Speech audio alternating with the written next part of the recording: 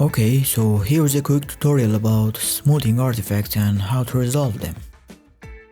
Sometimes once we apply subdivision or smooth preview on our retopologized mesh, we get these artifacts on the surface that sound like they're related to topology, but in fact we could see them even with the perfect topology. And it happens as a result of doing retopology on a bumpy surface of a sculpted mesh. But the solution is quite simple. We just need to select vertices of the mentioned area and apply average vertex operation. To do that, hold Ctrl Shift and right mouse button to get average vertices option. And if you don't have it over here, head over to Edit Mesh menu where you can find it sitting there. Tap on it, you'll get the amount of iteration which the higher you set it, the stronger it plays out. But most of the time I just leave it on 10 and instead I hit the G button on the keyboard to repeat the action a couple of more times.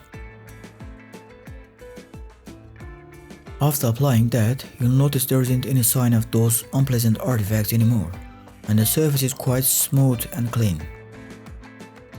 Finally, if you like my content, hit that subscribe button to support my channel. Thank you all.